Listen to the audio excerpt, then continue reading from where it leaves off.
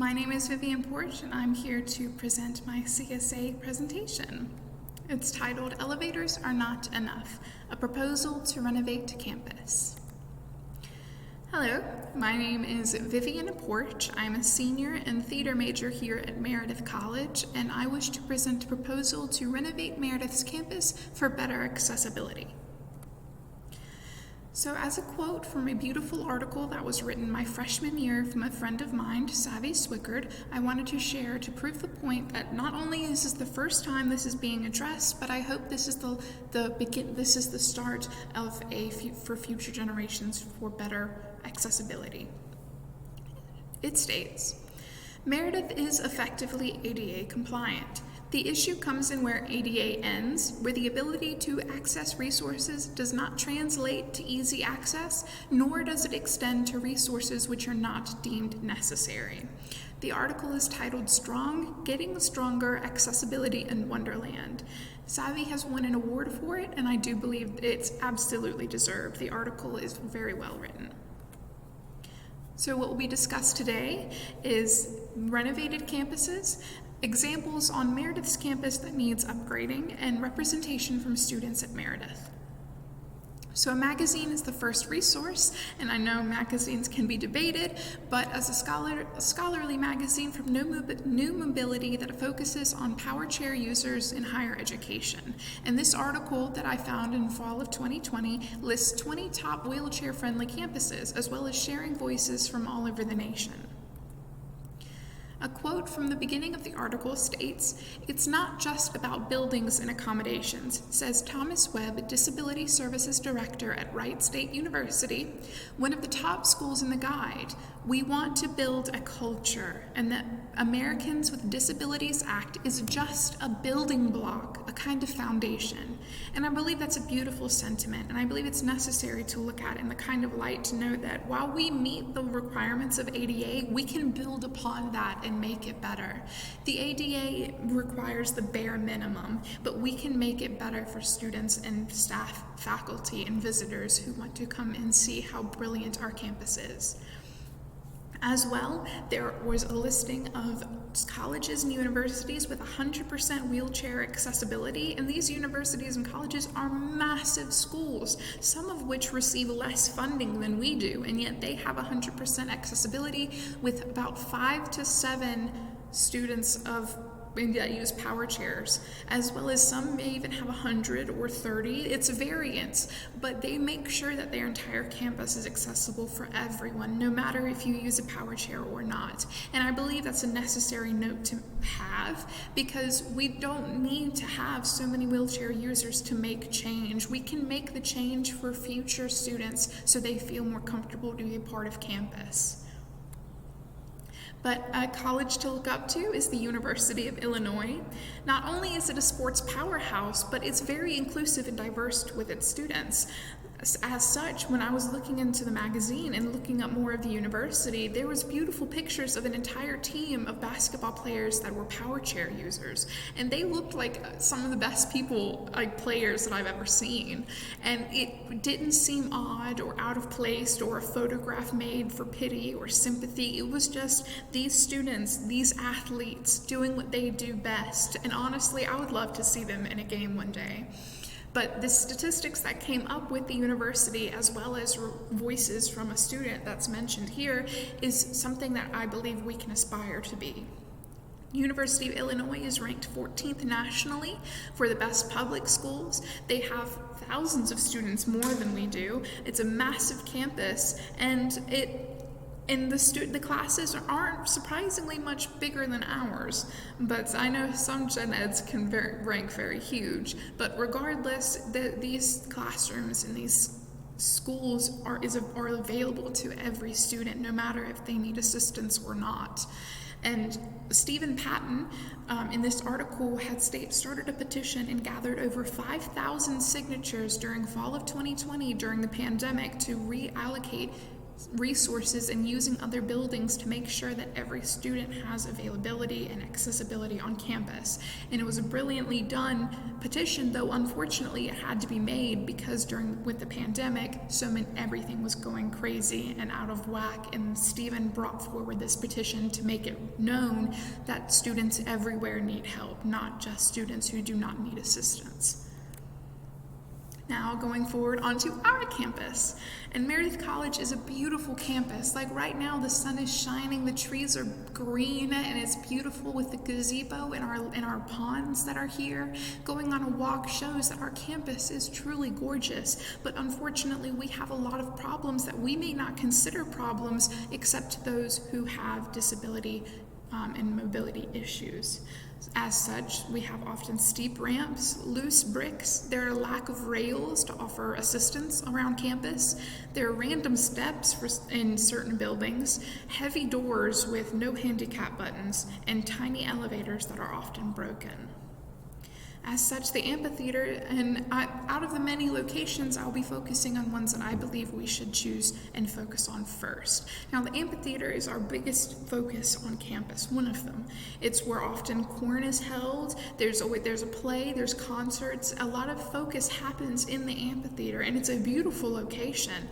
But there are only two accessible ways for students in power chairs to access it, and that's either at the very top where they don't feel very inclusive, or taking a more dangerous path that includes loose bricks, no rails, a very steep ramp, and a very sharp turn at the bottom that can prove hazardous to their power chair and to themselves. As well, the amphitheater, even on the inside of the steps, do not offer rails. Not only will this help if we put rails in the amphitheater, it will help direct traffic, as well as provide rest and assistance to those who are able to walk but need balance help, or need a cane, or need other form of assistance to help them go up and down the stairs. And rails will offer that, as well as help keep traffic safe and sound. Now in the residence halls, more often than not, you will find doors that are very heavy that do not have handicap buttons, such as this one at Porch. Now, the doors are often automatic, but more often than not, the doors are heavy, very slow, and they can be time-consuming when trying to access the room. And sometimes in students, if you're not in a power chair, you can easily slip through while the door is still loading and still opening. But students in power chairs or use other forms of assistance have to wait and be time-consumed. When just with a swipe, they can hit the button, door automatically opens. Such as in the Oaks, we have one entrance that has a handicap button. Everywhere else in the Oaks, you have to swipe your cam card and pull at the door yourself. Even though we have more elevators, we do not make the doors are heavy and do not automatically unlock. Auditoriums. Jones Auditorium can do very much with rails, such as the amphitheater, but Jones has more accessibility, though unfortunately the elevator is far away, but my focus is on Kresge. Kresge is an often used auditorium for lectures, small events, small focuses, club meetings, and the only way a student who needs a power chair to be able to access it would be to stay at the very top. Now in this picture you can clearly see how far away the Zoom board is. So if a student were to attend a lecture over Zoom in this auditorium, they would feel very far away and not as included. If we were to apply a ramp or offer some other form of assistance, like another door at the bottom of the auditorium, we would make it easier for students to find and choose where they would want to sit. If we make more of options available to students, it would make them feel more welcome because they're not being forced to make a decision. They have the options available to them, just like people like myself who are able-bodied can choose anywhere to sit. They should also have anywhere. They should also be able to choose where they want to sit. Another example are the elevators. They are often, as stated, they're tiny, often broken, unused, and this one is the only one in an entire residence hall is actually not available for public use. And understandable, with the pandemic, you do not want to have multiple people or put others at risk, but in the Oaks with our elevators, it is stated you are one person or with a roommate that can fit into the elevators. So with an elevator like this, you can promote that as well without having to completely cut off that access for students in power chairs or needing assistance. Because you don't need to be a power chair user to need an elevator. And it shows that not having it available for public use causes a lot of problems. As well, the library should be accessible to anyone, so the fact that it does not have a handicap button proves inconvenient to the fact that you need to swipe your camp card for the door to unlock and then pull open the door. So power chair users would find a way, but we shouldn't have to make them find a way to maneuver themselves to open the door. They should be able to swipe their card, hit the button, and make it work just as anyone else would be able to. And it's not fair that this is at the library, that the library needs to be accessible to everyone, not just people that can swing open a heavy door by themselves. And ironically, Disability Services.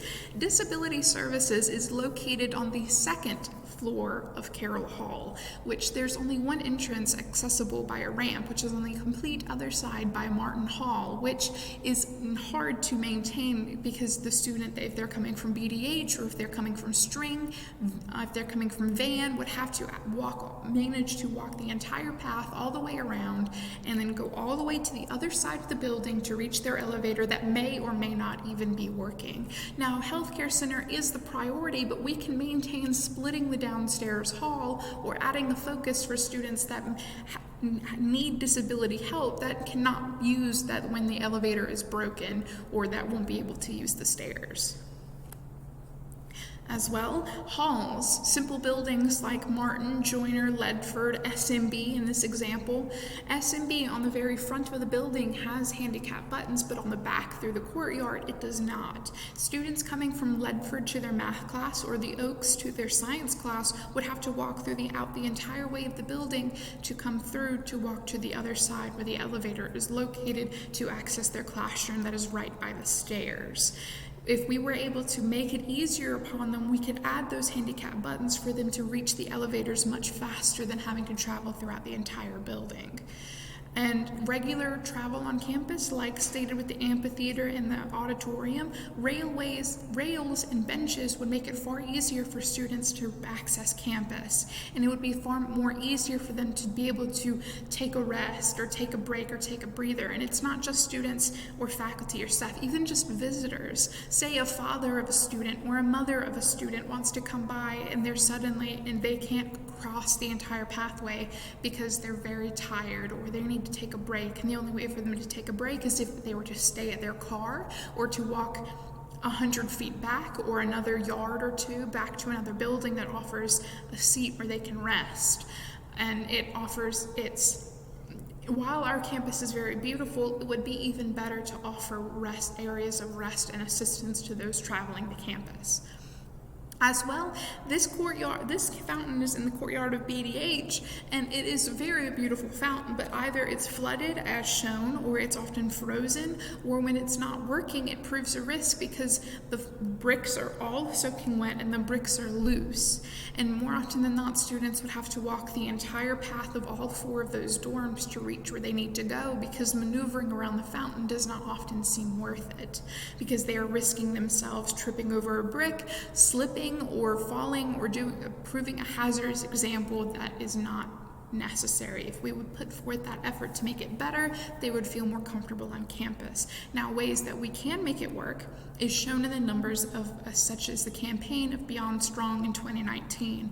In 2019, Meredith College received over $90 million in donations through the Beyond Strong campaign. And while yes, a lot of that money goes to grants, scholarships, building funds, and making campus better for students, we could always allocate a small portion of that to construction build during the summer or during winter break when students are not here to help fix the pathways, add a few rails, possibly make a bench by the courtyard, and to make it easier for students to have accessibility on campus as they travel. As well, at all times, there are 30+ students, staff, and faculty with disabilities. Whether they are in power chairs or not, we have students, faculty, staff, and visitors that come onto campus that have disabilities that need assistance, and we should make our campus more inclusive for everyone. And out of the 9 locations, there were 37 locations on campus throughout Meredith that need focus. Now, while that number may seem small, our campus is very small by itself, and a number is way too big. It shouldn't be proven difficult for a student whose dorm is 5 minutes away to spend 10 minutes traveling a difficult path to be able to access their classroom. It's not fair, and we should be able to make our campus better for them. As well, the article that I had stated at the beginning has quotes from Tasia Bromwell and Hannah Dubois, but Hannah Dubois has given me a statement that I have provided, as well as I've used the quote that she used in the article. Both have given me consent to share, as well as the final quote from Savvy's article as well, that I believe is a beautiful sentiment. Tasia states, "Navigating campus has gone pretty well so far, considering that Meredith's campus is very small. However, getting up to certain places is sometimes a problem because not every building, an example residence halls, contains an elevator, and not all the elevators work all the time. And this was when she was a sophomore, my freshman year, and for it to still be a continuous problem, and even more so a bigger problem our senior year, goes to show that that this should be a priority focus. And these students make do, but we shouldn't have to make them make do. We should have that availability to them already." And Hannah states recently that something that has bothered me from the beginning is, yes, Meredith might try and include those with disabilities, but how they do it is not right. I want to feel like I fit in, and not that they're making an exception or that it's a hindrance to them. In Corn and Stunt, we are not included in anything. You could try and make a fool of yourself, but in Stunt, there is nothing at all someone who might have mobility issues can do. Now, Corn and Stunt is a representation issue that should be used for another presentation, but the point stands that people with mobility and physical disabilities has lack of representation and lack of care throughout their environment, and that should not be the case. We can start with the baby steps of renovating campus better, so that the more that the students feel that they are welcome on campus, the more that will come, and the more that will be there, the better the representation will be, and we will start including and showing and dividing Stunt and Corn to include those with mobility issues, so they feel like they are part of it and they have always been part of it. And the final quote that from Savvy's article states, "Whether we have disabilities or not, we should feel an obligation to make everyone feel equal. And it's hard to feel equal when it takes twice as long to get into a building, or when you can't visit a friend's room because there's no elevator. We are Meredith Strong, so let's get stronger. Equality can begin there. Where it ends up is to us, the students, staff, and faculty of Meredith College." And I believe that is a great way to end the presentation. Thank you very much, and I hope this presentation has placed a small seed in the garden to blossom into a more inclusive, easily accessible, and beautifully representative campus for future generations.